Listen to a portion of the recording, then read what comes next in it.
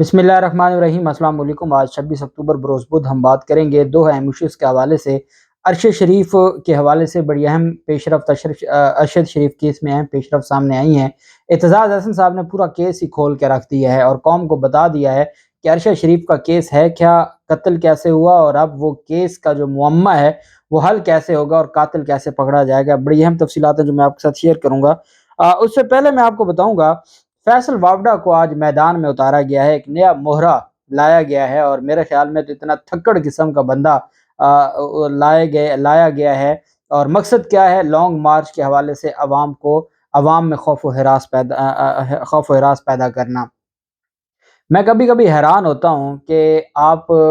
ٹھیک ہے، آپ کوشش کریں اور عمران خان کو روکنے کے حوالے سے جو آپ کوشش کر سکتے ہیں آپ کو کرنی چاہیے، لیکن کیا کوئی اس حد تک بھی ہو سکتا ہے یا اس حد تک بھی سادہ ہو سکتا ہے کہ وہ فیصل وابڈا جیسے بندے کو عمران خان کے خلاف اتارے اور ایک نیا بیانیہ بنانے کی کوشش کرے، یا ارشد شریف کے قتل کو جو قتل ہوا اور جو قاتل ہیں ان کو بچانے کے لیے ایک نئی کہانی گھڑے، اور پھر ادھر سے جو غریدہ فاروقی اور ساتھ ان کے پاکستان مسلم لیگ نون کے رہنما ہیں وہ پہلے ہی بتا دیں کہ آج رات 9 بجے کچھ بڑا ہونے جا رہا ہے، پھر فیصل وابڈا کی پریس کانفرنس ہو، وہ پی ٹی وی دکھائے، اور پھر فوراً پریس کانفرنس کے بعد رانا ثناءاللہ اور نواز شریف فیصل وابڈا کو کوٹ کر کے عمران خان کے خلاف بات کریں تو کوئی شک رہ جاتا ہے۔ اور کیا عوام کو بے وقوف سمجھتے ہیں اور ان کو لگتا ہے کہ عوام گھاس کھاتی ہے؟ ایسا نہیں ہے، وہ دور چلا گیا، یہ 90s نہیں ہے، یہ 80 اور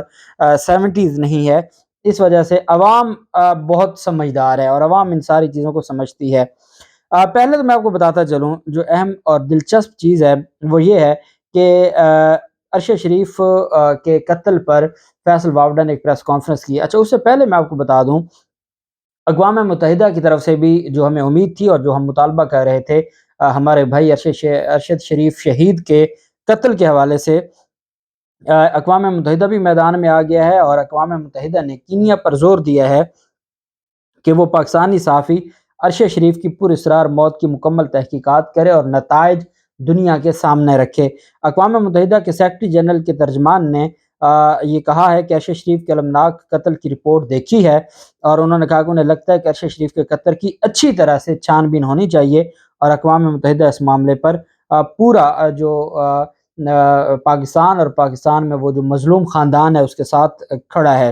جبکہ دوسری طرف پنجاب اسمبلی میں ارشد شریف قتل کے حوالے سے مذمتی قرارداد منظور کی گئی ہے، اور یہ پنجاب اسمبلی میں مذمتی قرارداد بشارت راجہ نے پیش کی ہے، اور اس میں یہ کہا گیا ہے کہ ارشد شریف کا نہ صرف جو قتل ہوا اس کی تحقیقات ہونی چاہیے، پوسٹ مارٹم جو جن ڈاکٹرز نے کرنا ہے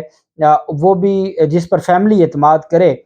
جو ارشد شریف کی فیملی ہے، صرف انہی سے کروایا جائے۔ اور ساتھ ان کی طرف سے یہ بھی کہا گیا کہ کون تھا جس کے خوف سے وہ یہاں سے باہر گیا، کون تھا جس نے اس کے خلاف مقدمات بنائے، کون تھا جو ان مقدمات میں مدعی بنا، وہ مدعی جو تھے ان کو کس نے مجبور کیا مدعی بننے کے لیے، یہ ساری چیزوں کا قوم کو بتایا جائے۔ اور یہ مذمتی قرارداد منظور کی گئی ہے پنجاب اسمبلی کی جانب سے۔ اور ساتھ ارشد شریف کے قتل کے حوالے سے اسلام آباد ہائی کورٹ بار ایسوسی ایشن کے صدر شعیب شاہین صاحب کی طرف سے بھی بڑا تگڑا ایک ریاکشن سامنے آیا ہے، اور شعیب شاہین نے سپریم کورٹ آف پاکستان سے یہ مطالبہ کیا ہے کہ سپریم کورٹ کے ایک سٹنگ جج پر مشتمل انکوائری کمیشن ہونا چاہیے، اور اس انکوائری کمیشن بھلے وہ نیچے جن ایجنسیز کے اور ایف آئی اے کے لوگوں کو اپنی ٹیم میں شامل کرنا چاہے تو وہ شامل کرے، انکوائری کروائے۔ کینیا میں جو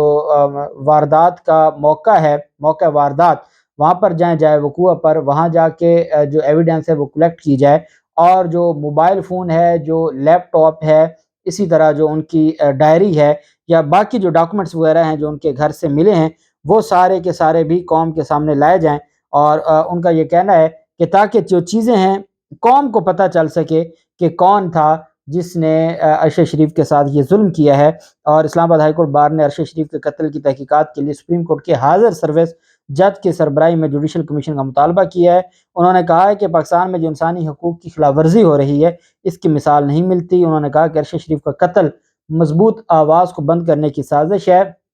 کل 27 اکتوبر کو عرش شریف کی جو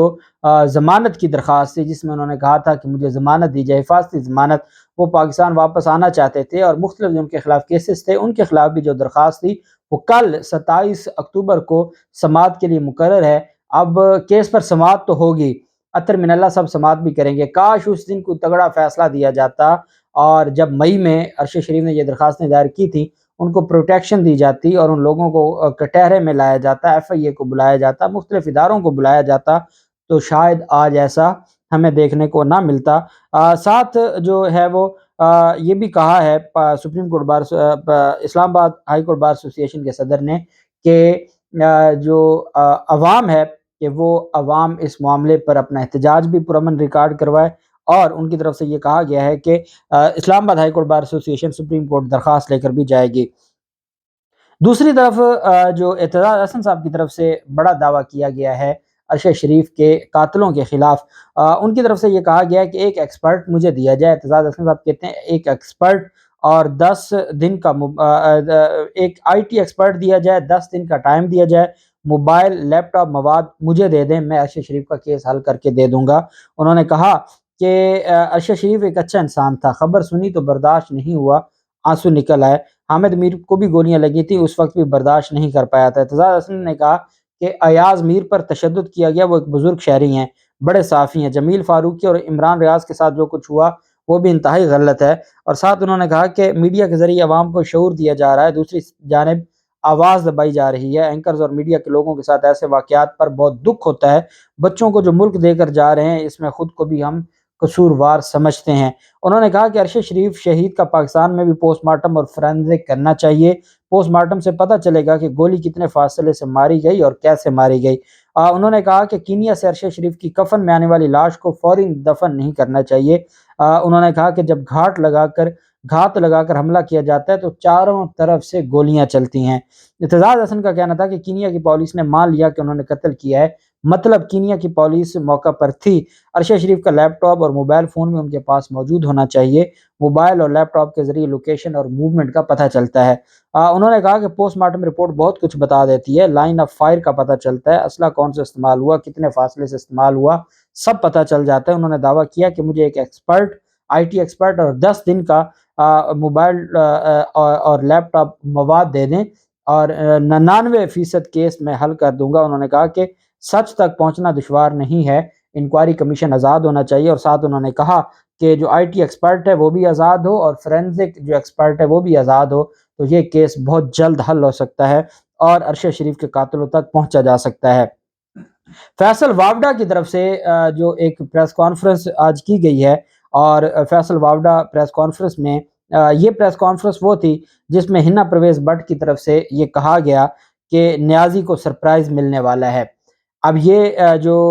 ہنا پرویز بٹ ہے ان کی طرف سے یہ آیا، دوسری طرف یہ کہا غریدہ فاروقی نے کہ سننے میں آ رہا ہے کہ عرش شریف کی شہادت کے حوالے سے پی ٹی آئی کی کہ ادارہ مخالف بیانیہ سے جلد ہی ہوا نکلنے والی ہے۔ پھر عمار مسعود کہتے ہیں کہ خبر گرم ہے کہ عرش شریف کی شہادت کے پیچھے جو سر بستہ راز ہیں جلد ہی ان سے پردہ اٹھنے والا ہے۔ ساتھ غریدہ فاروقی کی جانب سے یہ کہا گیا کہ 9 بجے بہت بڑا راز کھلے گا۔ اب وہ 9 بجے کون سا راز کھلنا تھا؟ وہ فیصل وابڈا کی پریس کانفرنس تھی جو مریم نواز گروپ پہلے سے ہی بیان کر رہا تھا۔ پھر ہم نے دیکھا کہ ایک ہنگامی پریس کانفرنس کا نیشنل پریس کلب اسلام آباد کی طرف سے یہ اعلامیہ جاری کیا جاتا ہے کہ جس میں یہ کہا جاتا ہے کہ ان کی جو 26 اکتوبر کو ہی یہ پریس کانفرنس ہوگی، اور اس میں اور پھر وہ پریس کانفرنس کی باقاعدہ دعوت نامے دیے جاتے ہیں، اور پی آئی ڈی جو ہے وہ آفیشیل وہ ایک اپوزیشن لیڈر جو پی ٹی آئی کا رہنما ہو اس کی جو کوریج کے لیے پی آئی ڈی آفیشیل طور پر انوائٹ کرتا ہے میڈیا کو، اور پھر اس میں پی ٹی وی پر وہ دکھایا جاتا ہے۔ جیسے ہی پی ٹی وی پر چلا تو میں حیران ہو گیا کہ عمران خان کی press conference P T V نہیں دکھاتا تو عمران خان کی جماعت کے ایک رہنما کی کیسے دکھائے گا؟ تو مطلب سمجھ آ گیا تھا کہ دال میں کچھ کالا ضرور ہے۔ اب اس میں 2 چیزوں کو جو ہے وہ بتایا گیا ہے۔ ایک تو فیصل وابڈا کی جو پریس کانفرنس ہے اس کا نہ کوئی سر تھا نہ پاؤں تھا، اور وہ لگتا تھا کہ ایک بندہ جو حواس باختہ ہو اس کی جو حالت تھی وہ بھی دیکھنے کے قابل نہیں تھی، اور وہ آیا اور اس نے کہا جی کہ مجھے پتہ ہے، بتانا کچھ نہیں ہے۔ پھر وہ کہتے ہیں کہ جی میں خون دیکھ رہا ہوں عمران خان کے لانگ مارچ کے حوالے سے۔ اب یہ خون ان کو اس وجہ سے نظر آ رہا ہے کہ یہ عوام میں خوف و ہراس پھیلانا چاہتے ہیں، یہ عوام کو ڈرانا چاہتے ہیں کہ عمران خان کا جو عمران خان کی طرف سے لانگ مارچ کیا جا رہا ہے وہ خوفناک ہو سکتا ہے۔ اب مجھے حیرانی ہوتی ہے کہ فیصل واوڈا کہتے ہیں کہ نہ تو کوئی سیاسی شخص ملوث ہے، نہ ہی کوئی اسٹیبلشمنٹ ملوث ہے یا کوئی ادارہ ملوث ہے ارشد شریف کے قتل میں۔ پھر وہ کہتے ہیں کہ کوئی طاقتور ہے۔ اب جو سیاست دان نہیں ہے پھر طاقتور کون ہے؟ پھر وہ کہتا ہے کہ اداروں۔ اب کیونکہ فیصل واوڈا تا حیات نااہل ہیں، نواز شریف اور جہانگیر ترین کے بعد 62(1) میں یہی فیصل واوڈا ہی تا حیات نااہل ہیں، جو سپریم کورٹ آف پاکستان میں اتنے بڑے سوالات کھڑے ہوئے کہ پچھلی تاریخ پر سپریم کورٹ نے کہا کہ آپ جب فیصل واوڈا کے وکیل نے تاریخ لی تو سپریم کورٹ نے کہا آپ کو اگلے ہفتے بھی ان کے جواب نہیں ملنے۔ اب کیا کوئی تا حیات نااہلی سے بچنے کی کوشش کی جا رہی ہے، کوئی کمپرومائز ہوا ہے؟ لیکن ارشد شریف کے گھر 3 دن گزر گئے، فیصل واوڈا نہیں گیا جو کہتا ہے کہ مجھے ہر بات کا پتہ ہے اور مجھے ارشد شریف ہر بات بتاتا تھا۔ تو قوم کو بے وقوف بنا رہے ہیں اور اس طرح کے لوگوں کو آپ سامنے لا رہے ہیں اور اس طرح کے لوگوں کو ایک بیانیہ بنا رہے ہیں کہ فیصل واوڈا کی پریس کانفرنس کے بعد ڈائریکٹ عمران خان پر الزام رانا ثناءاللہ لگا رہے ہیں، اور نواز شریف کہہ رہے ہیں کہ ہم نہیں کہہ رہے بلکہ Faisal Vawda P T I کا رہنما کہہ رہا ہے کہ عمران خان کے لانگ مارچ میں خون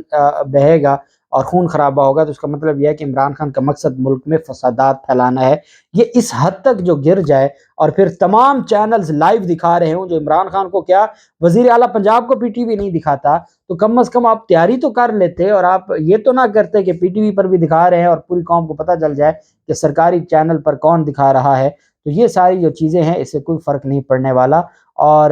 فیصل واوڈا جیسے یہ ان جو